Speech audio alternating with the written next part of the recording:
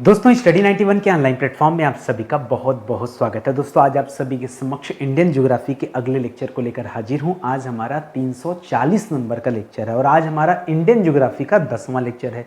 331 number से जो class चल रही है वो ज्योग्राफी की क्लास चल रही है और आज अपनी ज्योग्राफी की क्लास में हम प्रायद्वीपीय भारत के पर्वत एवं पहाड़ियों के बारे में पढ़ने वाले हैं, जिसके अंतर्गत अरावली पर्वत श्रृंखला, विंध्य पर्वत श्रृंखला और सतपुड़ा श्रेणी से संबंधित जितने भी सवाल बन सकते हैं परीक्षा में उन सभी पर चर्चा होने वाली है। इसके पहले हमने एक सीरीज चलाया था जिसके अंतर्गत पूरी एंशिएंट हिस्ट्री, पूरी मिडावल हिस्ट्री, पूरी मॉडर्न हिस्ट्री, पूरा कॉन्स्टिट्यूशन यानी पॉलिटी और वर्ल्ड ज्योग्राफी, ये 5 विषय विस्तार में पढ़ा दिए गए हैं। आज की क्लास अगर आप अटेंड करते हैं तो 10,200 सवाल आपके तैयार हो जाएंगे। 10,200 सवाल मायने रखते हैं दोस्तों। आप जुड़िए इस श्रृंखला से, बहुत कमाल की सीरीज चल रही है, पूरी तरह से निःशुल्क है। ठीक है, एक चीज और याद रखेंगे, यदि आप चाहते हैं नितिन सर से पढ़ना फाउंडेशन कोर्स तो आप आइए, अलग अलग विषय के लिए फाउंडेशन कोर्स जारी किया गया है। स्टडी 91 के वेबसाइट या एप्लीकेशन के माध्यम से इन कोर्सेज को आप ज्वाइन कर सकते हैं। ठीक है, स्टार्ट किया जाए क्लास को। चलिए पढ़ना आरंभ करते हैं। ध्यान से एक सवाल पढ़ना, आपको जवाब देना है।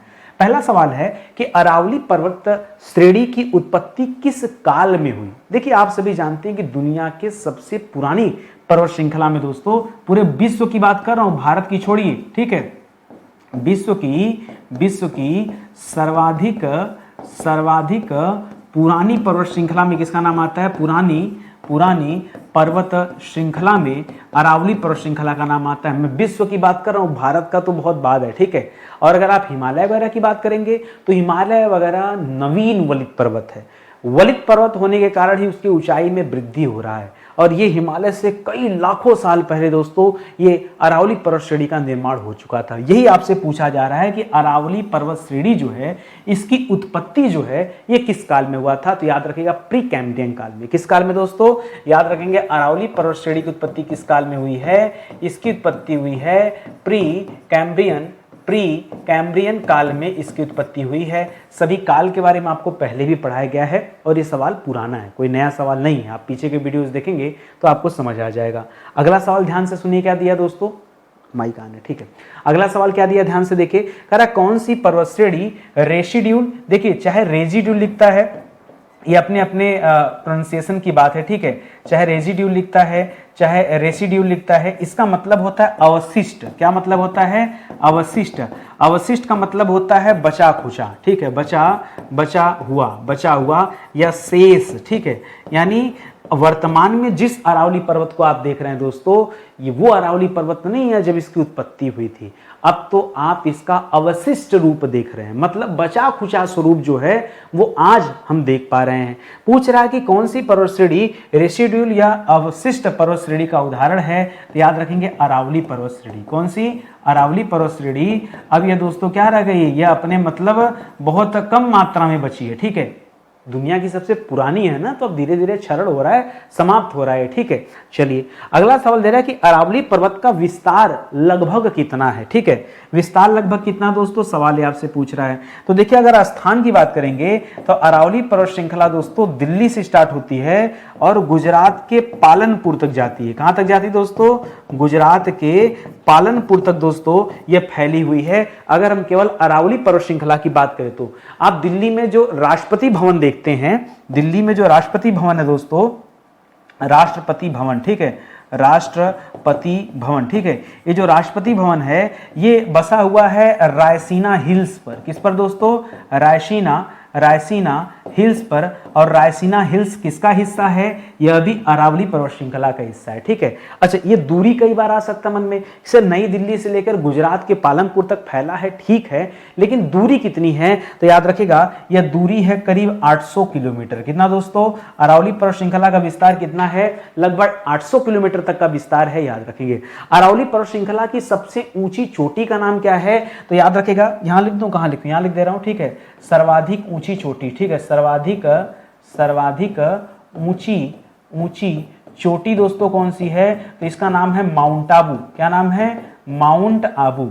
माउंट आबू का ही दूसरा नाम क्या है? गुरु शिखर। क्या नाम है दोस्तों? गुरु शिखर, ठीक है, चाहे आप गुरु शिखर कहिए चाहे माउंट आबू कहिए। इसी पर दोस्तों दिलवाड़ा का जैन मंदिर स्थित है, प्रसिद्ध है, बहुत पॉपुलर मंदिर है जैन धर्म का, दिलवाड़ा का जैन मंदिर। सवाल आता है परीक्षा में कि दिलवाड़ा का जैन मंदिर कहाँ स्थित है, तो क्या बताएंगे, माउंट आबू में स्थित है, संगमरमर का बना हुआ मंदिर है, ठीक है, ये आप याद रखेंगे। दिलवाड़ा का पूछता बार बार सवाल आपसे परीक्षा में, ठीक है, तो इसको आप याद रखेंगे। अगले सवाल पर आइए। अगला सवाल है कि कुंभलगढ़ शिखर। दोस्तों कुंभलगढ़ का किला भी आपने सुना होगा, ठीक है, कुंभलगढ़ का किला एक ऐसा किला है जिसे आज तक कोई फतेह न कर सका, कोई राजा उस पर जो युद्ध ही नहीं कर सका। आप एक बार कुंभलगढ़ का किला देखेंगे तो आपका दिल जो है करेगा कि मैं जाऊं तो कभी कुंभलगढ़ जाऊं, ठीक है। मैं कई बार राजस्थान गया लेकिन कभी कुंभलगढ़ नहीं जा पाया। बहुत शानदार किला है दोस्तों, बहुत जबरदस्त। आप एक बार गूगल करके देखिए, आपका दिल जो है खुश हो जाएगा, इतना जबरदस्त किला है, ठीक है। तो कुंभलगढ़ शिखर ये किस पर्वत श्रेणी के अंतर्गत आता है दोस्तों, आपको भरोसा नहीं होगा। अगर हम कुंभलगढ़, देखिए कुंभलगढ़ पड़ता है कहाँ, आप सभी जानते हैं राजस्थान में। अब राजस्थान में नाम आते ही तो वहां आप जान रहे हैं कि एक ही श्रेणी चलती है, वो कौन सी है, अरावली पर्वत श्रृंखला, ठीक है। तो ये जो अरावली है, इसी अरावली हिल्स पर दोस्तों एक कुंभलगढ़ भी स्थित है, वो उसी अरावली पर्वत श्रृंखला या पर्वत श्रेणी का ही हिस्सा है, इसे भी आप याद रखेंगे। अगला सवाल दे रहा है कि अरावली के पूर्वी भाग से कौन सी नदी निकलती, ठीक है। देखिए पश्चिमी भाग नहीं बोल सकता है, क्योंकि अरावली हिल्स का जो पश्चिमी भाग है, अरावली का जो पश्चिमी भाग है, उस पश्चिमी भाग की तरफ दोस्तों थार का मरुस्थल है। क्या दोस्तों, थार का मरुस्थल है। और आप तो जानते हैं कि मरुस्थल में अगर नदी बहती तो मरुस्थल क्यों होता, तो उस साइड नदी नहीं बहती। जो भी नदी है वो अरावली के पूर्वी हिस्से से निकलती है। और वो कौन सी नदी है जो पूर्वी हिस्से से निकलती है, तो याद रखिएगा दोस्तों बनास नदी है। कौन सी, बनास नदी या अरावली के पूर्वी हिस्से से निकलती है। एक सवाल परीक्षा में आता है कि वह कौन सी नदी है जो इस थार के मरुस्थल में जाकर विलीन हो जाती है, पूछता सवाल, ठीक है। तो याद रखिएगा इस मरुस्थल में जाकर कौन सी नदी विलीन हो जाती है, ये पूछेगा तो बताएगा लूनी नदी। कौन सी नदी, लूनी नदी जो है दोस्तों ये किसी समुद्र में जाकर नहीं मिलती है, उसी थार के मरुस्थल में जाकर दोस्तों समा जाती है, रेत में ये नदी समा जाती है। ये सवाल अलग से पूछा जाता है आपसे, ठीक है, तो इसे भी आप तैयार रखिए। अगला सवाल दे रहा है विंध्य श्रेणी, कह रहा विंध्य श्रेणी का विस्तार कहां तक फैला हुआ है, ठीक है। जिस प्रकार आपने अरावली हिल्स की बात किया, उसी तरह से भारत की सबसे पुरानी पर्वत श्रृंखला में से एक कौन सा दोस्तों, विंध्य श्रेणी है। भारत की सबसे पुरानी पर्वत श्रृंखला, पुरानी पर्वत श्रृंखला में से एक कौन है दोस्तों, एक है विंध्य पर्वत श्रृंखला। क्या है, विंध्यन बोलते हैं इसको, विंध्यन पर्वत श्रृंखला। ये आप याद रखें। कहां से कहां तक फैला हुआ दोस्तों, विश्वास नहीं करेंगे ये दोस्तों, अगर हम पूर्व की बात करें तो छत्तीसगढ़ से लेकर के पश्चिम में दोस्तों बात करें तो गुजरात तक फैला हुआ है। क्या बात करें सर, विंध्याचल पर्वत जो है, विंध्य पर्वत श्रृंखला, ये छत्तीसगढ़ से शुरू होता है। चलिए सर मान लेता हूं छत्तीसगढ़, फिर बिहार में कैमूर मिल जाएगा, फिर इधर मिर्जापुर, लेकिन सर ये आप बता रहे हैं गुजरात तक गया है। हाँ, आप बहुत जगह कोचिंग किए होंगे, ऑनलाइन पढ़े होंगे, ऑफलाइन पढ़े होंगे, बहुत शिद्दत से पढ़े होंगे, लेकिन जो चीजें स्टडी 91 आपको दे देता है वो चीजें आप ढूंढने से भी नहीं पाएंगे, ठीक है। और मुफ्त में इतनी अच्छी चीजें मिल जा रही हैं, अब भी अगर आप तैयारी नहीं कर पाए तो सब कुछ व्यर्थ है, बेकार है। इससे अच्छा आपको क्या मिलेगा बताइए मुझे, इस चैप्टर में इससे बेहतर आपको क्या दिया जाए। मैं जानबूझ के ऑप्शन नहीं देता, मैं ऑप्शन देता तो जिस स्क्रीन पे मैं 3-4 सवाल बता रहा हूं, इस स्क्रीन पे मात्र एक सवाल ही मैं पढ़ा पाता। मैं अपनी क्लास में बहुत आराम से 30 सवाल कवर कर लेता हूं। अगर मैं इसी को अलग अलग 4 ऑप्शन बना के रखता ना, ये 30 सवाल कवर करने में और अधिक समय लगता। उससे बेहतर है कि मैं जैसे पढ़ा रहा हूं ऐसे पढ़िए।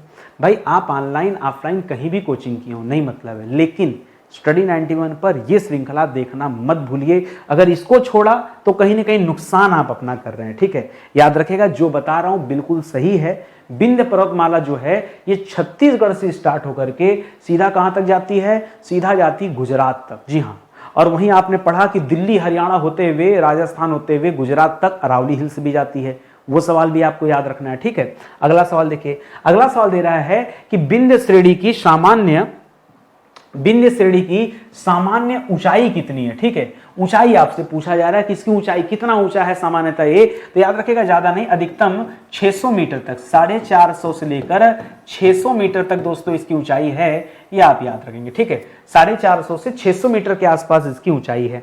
अगला सवाल कह रहा है विंध्याचल पर्वतमाला किन पहाड़ियों का समूह है। ये जो विंध्याचल पर्वतमाला है ना, देखिए कोई किसी को पर्वतमाला कब कहा जाता है, जब वो पर्वतों का समूह होता है। पर्वतमाला का मतलब क्या है, जैसे वर्णमाला, वर्णों के समूह को वर्णमाला कहते हैं, तो पर्वतमाला किसे कहेंगे, पर्वतों के समूह को, ठीक है। तो पर्वतमाला लिखा है, इसका मतलब क्या है, यहां पर याद रखेंगे पर्वतों का समूह, ठीक है। अब बोलने के लिए तो हमने बोल दिया विंध्याचल पर्वतमाला, लेकिन वहां पर कौन कौन से पर्वत या पहाड़ियों का समूह है ये आपको जानना चाहिए, ठीक है। तो याद रखिए दोस्तों, यहां पर एक तो आप विंध्याचल ही याद रख लो, ठीक है, विंध्याचल की पहाड़ी या विंध्याचल का पर्वत, ठीक है।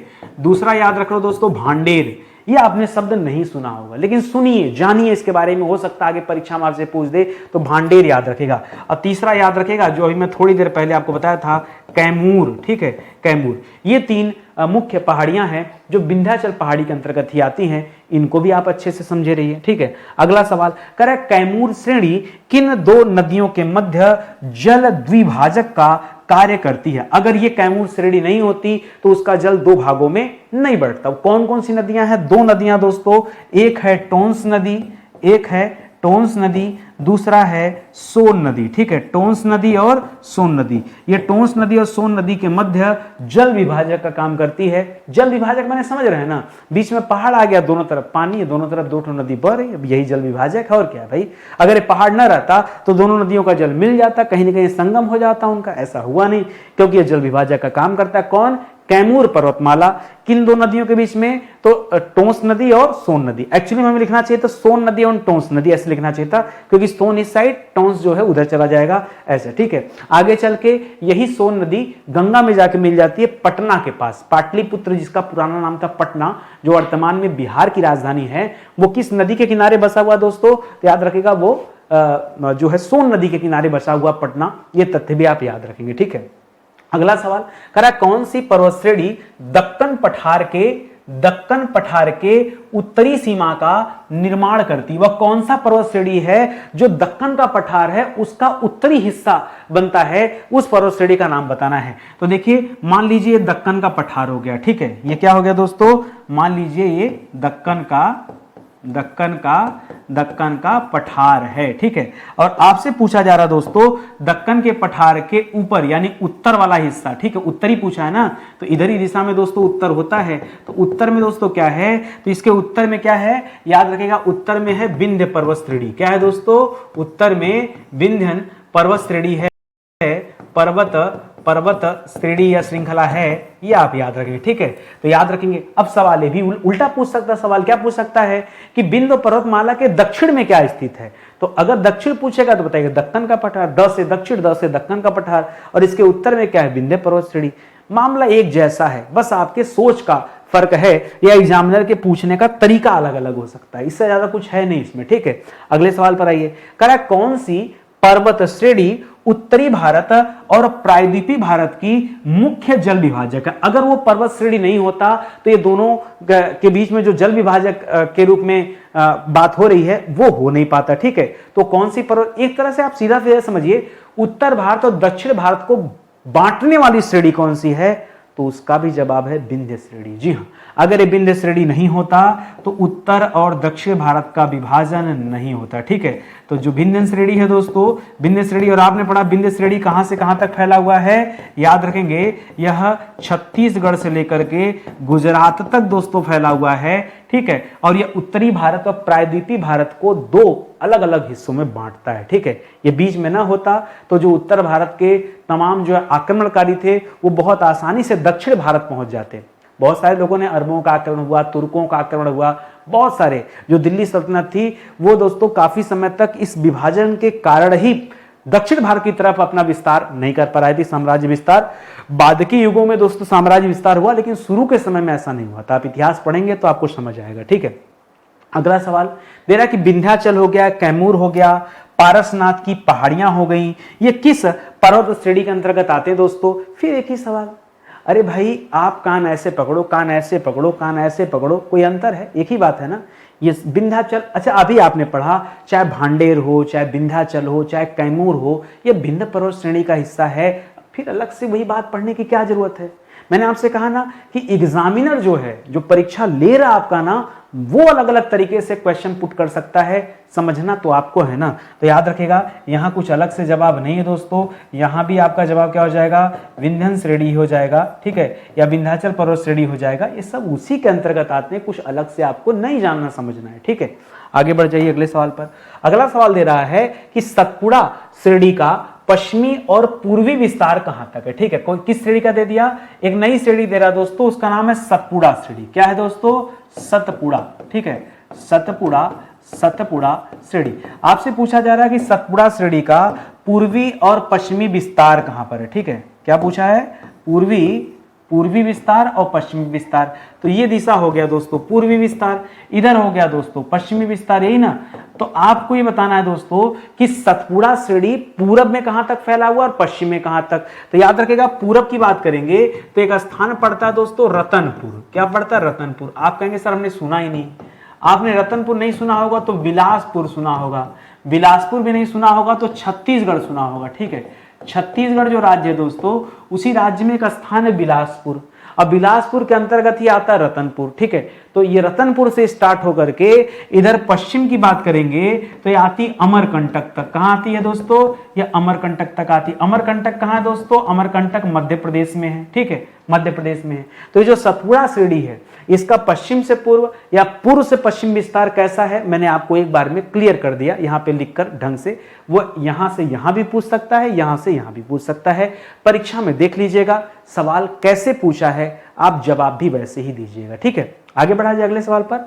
अगला सवाल दे रहा है सतपुड़ा श्रेणी की औसत ऊंचाई कितनी है, ठीक है। अभी इसके पहले दोस्तों विंध्याचल की, विंध्य श्रेणी की औसत ऊंचाई आपने याद किया, विंध्य श्रेणी की। और विंध्य श्रेणी की जो औसत ऊंचाई है वो 450 से लेके 600 मीटर आपने देखा। ये दोस्तों एक औसत ऊंचाई है, मतलब हर जगह नहीं, लेकिन ऑन एन एवरेज दोस्तों लगभग इतनी ऊंचाई यहां मिलती है। उसी तरीके से जो सतपुड़ा श्रेणी है वहां पर दोस्तों औसत ऊंचाई कितनी है, औसत ऊंचाई दोस्तों यहां ज्यादा है, ठीक है। सतपुड़ा की औसत ऊंचाई ज्यादा है, ठीक है। और दूरी भी दोस्तों एक कम क्षेत्र में फैला हुआ है। विंध्याचल कहां देखिए, अब छत्तीसगढ़ से स्टार्ट होकर सीधा गुजरात तक जा रहा है, ये बेचारा मध्य प्रदेश में जाके रुक जा रहा, अमरकंटक के पास जाके, तो थोड़ा सा अंतर है दोनों में, ठीक है। अगला सवाल, सतपुड़ा श्रेणी की सबसे ऊंची चोटी कौन है। ये बार बार परीक्षा में दोस्तों सवाल पूछता है, तो याद रखेगा सतपुड़ा श्रेणी की जो सबसे ऊंची चोटी है वह दोस्तों धूपगढ़। क्या नाम है दोस्तों इसका नाम है धूपगढ़।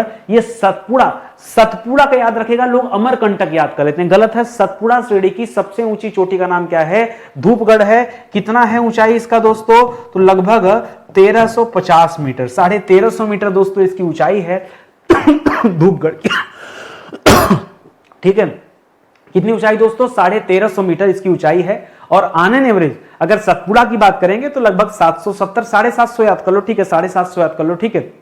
तो ये ऑन एन एवरेज दोस्तों सतपुड़ा की ऊंचाई, जबकि विंध्याचल पर्वत जो है वो नीचा है, वो 450 से लेकर 600 मीटर के आसपास के रेंज में आता है, ठीक है। स्टडी 91 के प्लेटफॉर्म से मैंने आपको बार बार समझाया कि बहुत सारे विषय पढ़ा के मैंने समाप्त कर दिए हैं। वो ये विषय हैं पूरी एंशियन, पूरी मिडावल, पूरा आप पढ़ना चाहते हैं फ्री में ना, सही बताएं तो ईमानदारी से मेरा दिल कहता है ना, पढ़ने वाले बच्चे अब बचे ही नहीं हैं। सबको चकाचौंध दुनिया चाहिए, सबको मसाला चाहिए, कहाँ मजा आ रहा है पढ़ने में। भैया मजा मत ढूंढो, या तो पढ़ ही लो या तो मजा ही ढूंढ लो। और आपको विश्वास ना होना, जो सरकारी नौकरी नहीं करते हैं, कभी आप एक बार उनके पास बैठिए, उनके साथ एक दिन बिताइए और देखिए, तब वो बताएंगे ना कि दुनिया में सबसे आसान कोई काम है तो पढ़ना है। क्योंकि खटना ना हर किसी के बस की बात नहीं है। हम लोगों से पूछो कितना मेहनत करना पड़ता है, कितना मेहनत करना पड़ता है, दिन रात मेहनत। अब समझ में आता है कि नहीं नौकरी क्यों जरूरी है, सरकारी नौकरी क्यों आवश्यक है, ये अब समझ में आता है। आपको भी समझा रहा हूँ, अपना समय जाया मत करो, पढ़ लो पढ़ लो पढ़ लो, ठीक है। बहुत जल्दी, जितना जल्दी पढ़ोगे, जितना ज़्यादा पढ़ोगे, जितना गंभीर होकर पढ़ोगे, उतना जल्दी आपका सिलेक्शन होगा। सब कुछ आपके हाथ में, कुछ अलग से नहीं चाहिए, सब कुछ आपके हाथ में। बस आप तुल जाइए करने पर तो सब संभव है। जब तक तुलेंगे नहीं, जब तक आपकी आत्मा नहीं कहेंगी, तब तक कुछ नहीं होने वाला है। देखिए हमारे प्लेटफॉर्म से अलग अलग विषय की किताब भी लॉन्च की गई है। हम लोग किताब भी बनाते हैं, लेकिन उस टाइप से नहीं जैसे लोग बनाते हैं कि एक साथ खूब किताब पे किताब लॉन्च कर दिया। एक्चुअली में होता क्या ना, खरीद लेते हैं किताब लोगों से, ठीक है, लिखते उखते नहीं है। किताब खुद से लिखना और उसे पब्लिश कराना और किसी दूसरे के कंटेंट को खरीद कर अपने नाम से पब्लिश कराना अंतर है भैया, आप भी जानते हैं। स्टडी 91 पर नितिन सर ऐसा नहीं करते हैं। लिखेंगे तो खुद से लिखेंगे, जब तक सेटिस्फाई नहीं हो जाते तब तक किताब आएगी नहीं, चाहे जो हो जाए। नहीं बिकेगा चलेगा, लेकिन अपने साथ धोखा नहीं करना है। सबसे पहले मैं अपने बारे में सोचता हूं, बाद में सोचता हूं, क्योंकि जब मैं संतुष्ट रहूंगा तब मुझे लगता है बच्चे संतुष्ट रहेंगे, और जब तक मुझे अपनी संतुष्टि नहीं मिलती तब तक मैं जो किताब लॉन्च नहीं करता। तो आइए आप जुड़िए, जितनी भी किताबें आप परचेज कीजिए, तैयारी कीजिए, समझ आएगा आपको। अगला सवाल देखिए, करा कौन सी पर्वत श्रेणी नर्मदा एवं ताप्ती नदियों के मध्य स्थित है। एक बात बता दूं आपको, ये नर्मदा और ताप्ती ये जो दो नदियां हैं, ये पूर्व से पश्चिम की ओर बहती हैं। पूर्व से पश्चिम की ओर बहती हैं। और दोस्तों याद रखेंगे, अपवाद वाली नदी है ये नदी। कैसी दोस्तों, ये अपवाद के रूप में गिना जाता है, क्योंकि भारत में अधिकतर जो नदियां हैं वो पश्चिम से पूर्व की तरफ है। भारत का जो ढाल है वो भी पश्चिम से पूरब की तरफ। आप गंगा देख लो, जमुना देख लो, कोई भी नदी उठा के देख लो, मोस्टली वही मिलेगा, सिर्फ इन दोनों को छोड़ करके, ठीक है। ये दोनों नदियां दोस्तों पूरब की तरफ न जा करके पश्चिम की तरफ जाती हैं और अरब सागर में जाकर अपना जल गिराती हैं। कहां गिराती हैं? अरब सागर में जाकर जल गिराती हैं। अरब सागर में ये कोई द्वीप का निर्माण नहीं करती हैं, बल्कि ज्वार नद मुख बनाती हैं, ठीक है। ज्वार नद मुख मतलब क्या होता है? देखिए डेल्टा क्या होता है? जब नदी का जल जाकर समुद्र में मिलता है तो वहां डेल्टा का निर्माण होता है। नदियां अपने अंदर का गाद, जो गंदगी होती है, उसे निकाल कर बाहर फेंक देती है और वही डेल्टा के रूप में हमारे सामने होता है। फिर ये जल जाकर के उस समुद्र में मिल जाता है। लेकिन ज्वार नदमुख के केस में उल्टा होता है। ज्वार नदमुख के केस में नदियां पहाड़ों से गिरती हैं और सीधा समुद्र में गिरती हैं। समझ रहे हैं? पहाड़ों से समुद्र में गिरती हैं।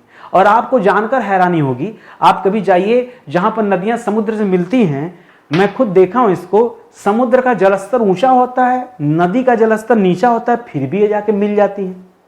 हमने कहा हद, माथा पकड़ लेता हूं, संभव कैसे है? समुद्र का जलस्तर ऊंचा दिखता है आंख से, एकदम सामने ऊंचा, और नदी का जलस्तर थोड़ा सा नीचा, और फिर भी ये नदियां जाके इसमें मिल जाती है। उल्टा होना चाहिए ना, समुद्र का पानी नदी में चला जाना चाहिए, ऐसा नहीं होता है। कभी आप देखे होंगे, मुहाने पर जाइए जहां नदियां सच में जाके मिलती हैं, तब आपको समझ आएगा कि जो मैं बता रहा हूं उस बात में कितनी सच्चाई है। ज्वार नदी तो अलग ही हो गया, ऊपर से जल का गिरना, फिर तो वापस आ ही नहीं सकता। पहाड़ से नदी जो है समुद्र में गिरेगी तो क्या होगा? ये होगा ना, तो याद रखेंगे। अच्छा, ये सवाल तो था नहीं, सवाल था कि नर्मदा और ताप्ती के बीच में कौन सी पर्वतमाला दोस्तों? तो इनके बीच में सतपुड़ा ही तो है। इनके बीच में जो अभी आप सतपुड़ा पढ़े हैं, ठीक है, छत्तीसगढ़ वाला, ये वही तो सब छत्तीसगढ़ से अमरकंटक पढ़े हैं ना। अरे शिवपुरी वाली, ठीक है, सॉरी बिलासपुर वाला, रतनपुर वाला, शिवपुर कह रहे हैं, रतनपुर जो बिलासपुर के अंतर्गत आता है छत्तीसगढ़ में, वहां से अमरकंटक तक फैला हुआ है ना ये सतपुड़ा। ये सतपुड़ा क्या करता है? सतपुड़ा के दोनों तरफ दो नदियां हैं, एक नर्मदा नदी है और एक तरफ ताप्ती नदी है। तो इसको आप याद रखेंगे। करा पंचमढ़ी शिखर, ध्यान दीजिएगा, आप कंफ्यूज मत होइएगा। पीछे हम लोगों ने पढ़ा था सतपुड़ा श्रेणी के बारे में पढ़ा था, और मैंने आपको समझाया कि सतपुड़ा श्रेणी की सबसे ऊंची जो चोटी है वो है धूपगढ़, और धूपगढ़ की ऊंचाई मैंने आपको बताया था 1350 मीटर, ठीक है। और जो पंचमढ़ी शिखर है उसकी भी ऊंचाई 1350 मीटर। और ये पंचमढ़ी शिखर दोस्तों कहां अवस्थित है? सवाल ये आ जाता है, तो याद रखेगा, यहां पर नया उत्तर होगा महादेव पहाड़ी, ठीक है। एक महादेव पहाड़ी है, ये उस महादेव पहाड़ी की सर्वोच्च चोटी है। बच्चा कंफ्यूज हो जाता, पता नहीं क्यों, मुझे नहीं समझ में आता, लेकिन वो धूपगढ़ और पंचमढ़ी में बहुत कंफ्यूज रहता है। देखिए ऊंचाई दोनों की बराबर है, लेकिन कौन किसका पीक है, किस पहाड़ी का पीक है, ये उत्तर अलग अलग है। मैंने एक बार में दोनों चीजें लिख दिया, आप कंफ्यूज मत होइएगा, सही जवाब दीजिएगा जब परीक्षा में पूछा जाए। अगला सवाल है मैकाल श्रेणी। मैकाल श्रेणी की दोस्तों सबसे ऊंची चोटी कौन सी है? मैकाल की देखिए, एक पूछता सतपुड़ा की तो बताइएगा धूपगढ़, एक पूछता इसका महादेव पहाड़ी की बताइएगा पंचमढ़ी, और एक पूछता मैकाल का तो बताइएगा अमरकंटक। ठीक है, मैकाल का पूछेगा तो क्या बताइएगा दोस्तों? अमरकंटक बताइएगा। अच्छा, अमरकंटक को अमरनाथ मत समझ जाइएगा, अमरनाथ दूसरा है, अमरकंटक दूसरा है। ठीक है, अमरकंटक, इसकी ऊंचाई कम है, इसकी ऊंचाई लगभग दोस्तों 1050 मीटर के आसपास है, लगभग वाला आंकड़ा बता रहा हूं। ठीक है, अमरकंटक। तो पूछे सवाल कि मैकाल श्रेणी की ऊंची चोटी कौन सी है, तो यह बताइएगा अमरकंटक। ठीक है, मैकाल का अमरकंटक। और धूपगढ़ पूछेगा तब किसका बताएंगे दोस्तों? वो सतपुड़ा का। और पंचमढ़ी पूछेगा तो वो किसका बताएंगे? महादेव का। ठीक है, ये आप याद रखेंगे, इस तरह से याद रखेगा। ये बहुत कंफ्यूजन होता है, यहां पर मैं बार बार आपको इंडिकेट कर रहा हूं। अगला सवाल देखिए, सतपुड़ा क्षेत्र में स्थित श्रेणियों में से पश्चिम से पूर्व की ओर का जो सही क्रम है वो क्रम बता दीजिए, आपकी कौन कौन सा क्रम है पहले। ठीक है, अच्छा, किसमें पूछा? सतपुड़ा क्षेत्र में जो श्रेणियां आती, केवल सतपुड़ा में ना। तो अगर हम सतपुड़ा की देखिए बात करेंगे, अगर हम सतपुड़ा की बात करेंगे, सतपुड़ा श्रेणी की बात करेंगे, तो सतपुड़ा श्रेणी जो है ना, ये कई सारी श्रेणियों को मिलाकर बना है। यहां पर एक पर्वत श्रेणी मिलती सबसे पहले, सबसे पश्चिम में जो है वो है बड़वानी। क्या मिलेगा दोस्तों? बड़वानी। ये सबसे पश्चिम का बता रहा हूं। ठीक है, सबसे पश्चिम में, अच्छा इस तरह से देने की जरूरत है नहीं, सबसे पश्चिम में क्या मिलेगा दोस्तों? बड़वानी श्रेणी। परीक्षा में पूछेगा तो बताइएगा बड़वानी। ठीक है, उसके बाद जो भी आपने महादेव श्रेणी पढ़ा, महादेव, पंचमढ़ी। ठीक है, महादेव श्रेणी की सबसे ऊंची चोटी कौन सी है? पंचमढ़ी, वो आपने देखा। और अंतिम में मैकाल पढ़ा, जिसकी सबसे ऊंची चोटी कौन सी है? अमरकंटक। ठीक है, तो बड़वानी, महादेव और मैकाल, ये तीन आप याद रखेंगे। ठीक है, ये सभी किसके अंतर्गत आते हैं? कुल मिला जुला के सतपुड़ा रेंज के अंतर्गत ही आते हैं। ठीक है, बस नाम, जैसे विंध्याचल, कैमूर, भांडेर हम लोग पढ़े थे, वो विंध्य श्रेणी के अंतर्गत आते हैं, वैसे ही ये सतपुड़ा श्रेणी के अंतर्गत आते हैं। कोई कंफ्यूजन नहीं ना? फिर से सुनिए, विंध्य श्रेणी के अंतर्गत कौन कौन से आते हैं? एक हम लोगों ने पढ़ा किसके बारे में? विंध्याचल के बारे में, एक पढ़ा भांडेर के बारे में, एक पढ़ा कैमूर के बारे में। और यहां सतपुड़ा के बारे में पूछेगा तो क्या बताएंगे? बड़वानी बताइएगा, महादेव बताइएगा, मैकाल बताइएगा। कोई दिक्कत नहीं ना? आगे बढ़ते हैं। कह रहे मध्य भारत में स्थित पहाड़ियों का पश्चिम से पूर्व की ओर क्रम क्या है? वो भी मध्य भारत में। अब यहां स्पेसिफिक सतपुड़ा का नाम नहीं लिया, सीधे सीधे लिख दिया मध्य भारत। ठीक है, तो मध्य भारत लिख दिया, तो फिर से क्या करेंगे दोस्तों? फिर से चलिए हम सतपुड़ा यहां ले भी लेते हैं, सतपुड़ा भी ले सकते हैं हम यहां पर दोस्तों, बड़वानी भी ले सकते हैं हम यहां पर। बड़वानी मत लीजिए, नहीं ले लीजिए। ठीक है, बड़वानी भी ले लीजिए, उत्तर दक्षिण नहीं है ना। उसके बाद महादेव ले लीजिए, उसके बाद दोस्तों मैकाल ले लीजिए। ठीक है, बात तो एक ही है। ठीक है, तो पूछने का तरीका दोस्तों एक ही जैसा है, खाली थोड़ी थोड़ी चीज और लिख लीजिए एक आध चीज। ठीक है, छोटा नागपुर ले लीजिए। ठीक है, छोटा नागपुर। ठीक है, ये जो चीजें बता रहा हूं ये पश्चिम से पूर्व का क्रम है। ठीक है, सबसे पीछे पूरब साइड देखेंगे तो छोटा नागपुर, वहां से और पश्चिम में आएंगे तो मैकाल श्रेणी, और आएंगे आगे तो महादेव, और आगे आएंगे तो बड़वानी, और आगे सतपुड़ा। यही दोस्तों जो पूरा है, यही दोस्तों ये सतपुड़ा श्रेणी का पूरा रेंज है, और ये मध्य भारत में स्थित है, याद रखेंगे। अगला सवाल कह रहा है कौन सी पहाड़ियां कर्नाटक, ध्यान से सुनिएगा, कौन सी पहाड़ियां कर्नाटक, केरल एवं तमिलनाडु राज्यों के मिलन स्थल पर दोस्तों स्थित हैं? वो कौन सी पहाड़ी है जो तीन तीन राज्यों के मिलन स्थल पर स्थित है? याद रखेंगे, इसका नाम है नीलगिरी पर्वत। कौन सा पर्वत है दोस्तों? इसका नाम है नीलगिरी पर्वत। ठीक है, नीलगिरी पर्वत दोस्तों ये कर्नाटक, केरल और तमिलनाडु के मध्य स्थित है, ये आप याद रखेंगे। पूछता सवाल कि नीलगिरी पर्वत की सबसे ऊंची चोटी कौन सी है, तो क्या बताएंगे? दोड्डा बेट्टा। क्या नाम है? डोडा बेट्टा या दोड्डा बेट्टा। ठीक है, अभी बताऊंगा आगे चल के। अगला सवाल दे रहा है कि नीलगिरी हो गया, नीलगिरी पर्वत हो गया, अन्नामलाई, ये अलग से पर्वत है, अन्नामलाई एक अलग पर्वतमाला का नाम है। ठीक है, कार्डेमम की पहाड़ियां हो गया, कार्डामम या कार्डामम नहीं होता, कार्डेमम इलायची की पहाड़ियां। ठीक है, और अगला लिख रहा दोस्तों पालनी की पहाड़ियां। ठीक है, ये चारों पहाड़ियां कहां स्थित है, किस जगह पे दोस्तों स्थित है? तो याद रखेगा ये जो चारों पहाड़ियां हैं ये केरल एवं तमिलनाडु की सीमा पर स्थित है। कहां पर स्थित है? केरल एवं तमिलनाडु की सीमा पर स्थित है, यह आप याद रखेंगे। कोई दिक्कत आपको? चाहे नीलगिरी की बात आ जाए, चाहे अन्नामलाई की बात आ जाए, चाहे पालनी की बात आ जाए, चाहे जो है इसकी बात आ जाए, कार्डेमम की बात आ जाए, आसपास में बाबा बुदन की पहाड़ी आ जाएगा। ठीक है, ये सब एक जगह पे है। ठीक है, केरल और उसकी कर्नाटक नहीं, केरल और तमिलनाडु की सीमा पर। ठीक है, करा किस पहाड़ी पर पूर्वी घाट और पश्चिमी घाट से मिलन होता है? देखिए पश्चिमी घाट दोस्तों ऐसे ऐसे आता है, पूर्वी घाट जो है दोस्तों कटा छटा है, ठीक है। आगे आके दोस्तों एक ऐसा लोकेशन है जहां पर ये पूर्वी घाट और पश्चिमी घाट आपस में मिल जाते हैं, और ये किस जगह पे मिलन होता है दोस्तों, जहां मिलन होता है वही जगह तो है नीलगिरी पर्वत। क्या है दोस्तों, वही तो क्या है, वही नीलगिरी पर्वत है।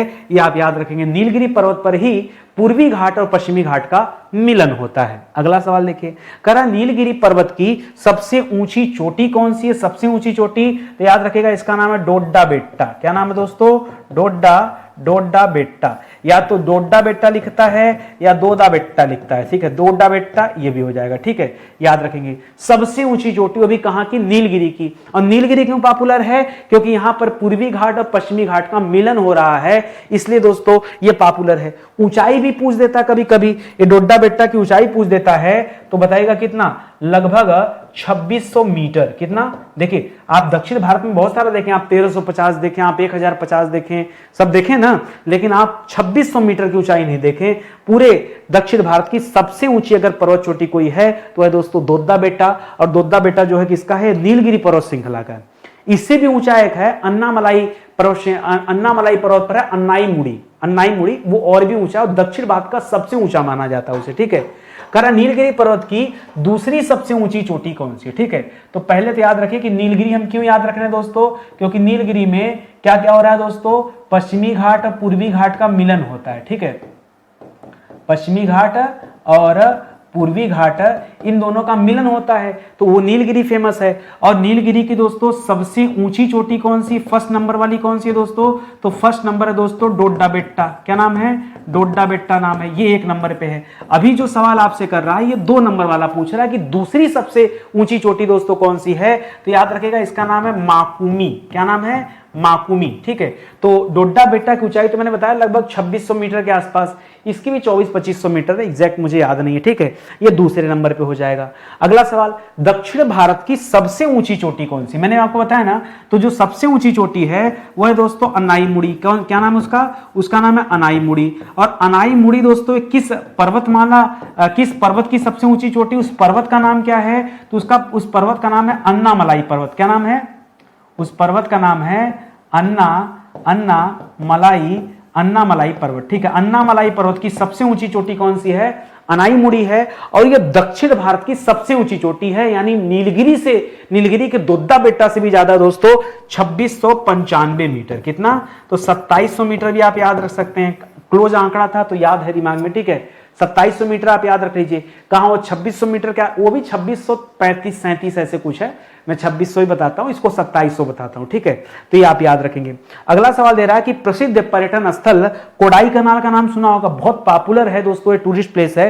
ये कोडाई कनाल दोस्तों कहां स्थित है, तो कोडाई कनाल दोस्तों कहां है, ये पालनी की पहाड़ी पर स्थित है।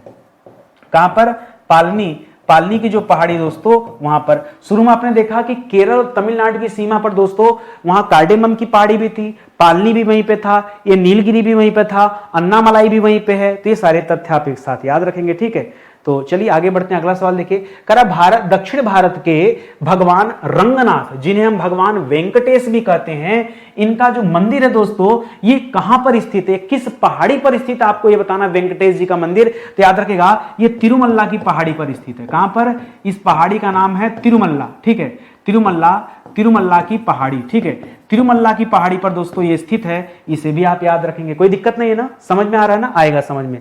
करा चंदन के वनों के लिए कौन सा पर्वत श्रेणी दोस्तों प्रसिद्ध है, जहां चंदन के वन पाए जाते हैं, तो याद रखिएगा इसके लिए प्रसिद्ध है मलय वन। क्या नाम है दोस्तों, मलय। चंदन को मलय कहा जाता है, मलय वन आप याद रखेंगे। वैसे पुष्पा जैसी मूवी देखा होगा, उसमें यहां कुछ शूटिंग हुई है।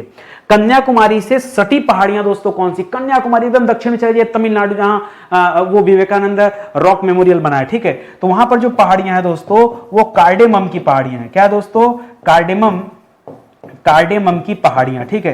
कार्डेमम की जो पहाड़ी दोस्तों इसे इलायची की पहाड़ी भी कहा जाता है। क्या कहा जाता है, इलायची, कार्डेमम इलायची को ही कहा जाता है, तो इलायची की पहाड़ी भी कहा जाता है। जो कन्याकुमारी दोस्तों यहीं पर विवेकानंद रॉक मेमोरियल बना हुआ है, ठीक है, रॉक मेमोरियल बना हुआ है, ठीक है। एक शांति केंद्र है, ठीक है। ये आपको पता होगा, बीच में मोदी जी गए थे तो काफी जो है हाईलाइट हो गया था कन्याकुमारी, ठीक है। तो आप याद रखेंगे भारत का सबसे दक्षिणतम स्थलीय बिंदु है, वो भी ध्यान दीजिएगा। और बाकी अगर अंडमान निकोबार को शामिल करेंगे तब तो दोस्तों इंदिरा पॉइंट हो जाएगा, जिसे हम पार्सिक पॉइंट भी कहते हैं, इंदिरा पॉइंट भी कहते हैं। ठीक है, अब तो सुनामी जो 2004 में आया था उसके बाद से डूब गया है। ठीक है, चलिए तो आज की क्लास ये समाप्त होती, उम्मीद करता हूँ अच्छा लगा होगा। ऐसे विषय जो पूरी तरह से पढ़ा दिए गए हैं उनके नोट्स हैं। और एक निवेदन आप सभी से, जब तक मैं आप सभी से कहता नहीं हूँ कि आप प्लीज़ चैनल को सब्सक्राइब कीजिए, शेयर कीजिए, लाइक कीजिए, पता नहीं क्या है कि अब आपको लगता है कि सब हमारा फर्ज ही नहीं है। हम आपके लिए अगर कुछ अच्छा कार्य कर रहे हैं तो मित्र हमारे लिए अच्छा कार्य कौन करेगा, वो उम्मीद हम किससे रखें, आपसे रखेंगे ना भाई। इतनी अच्छी क्लास आपको निःशुल्क दी जा रही है, इसके एवज में मैं कुछ डिमांड तो कर नहीं रहा हूँ, मैं सिर्फ इतना कह रहा हूँ कि आप वीडियो को लाइक कीजिए, शेयर कीजिए और लोगों को बताइए, जोड़िए। आप देख रहे होंगे कितनी अच्छी क्लास देने के बावजूद भी इसकी वाचिंग बहुत कम है, तो आप आगे बढ़ाएंगे, आपका अपना चैनल है तो अच्छा लगेगा हमें भी। ठीक है, बाकी तो मेरा फर्ज आप जान ही रहे, धीरे धीरे करके हम 10,000 सवाल पढ़ा दिए तो आगे 15,000 20,000 भी पढ़ाऊंगा, इसी रफ्तार से मैं चलता रहूंगा। पीडीएफ आपको हमारे प्लेटफॉर्म पर अवेलेबल करा दिया गया है, पीडीएफ वाले सेक्शन में आके आप वहां से डाउनलोड कर सकते हैं। आज का सेशन ही समाप्त होता है। बहुत बहुत धन्यवाद आप सभी का। जय हिंद, जय Bharat. Thank you so much.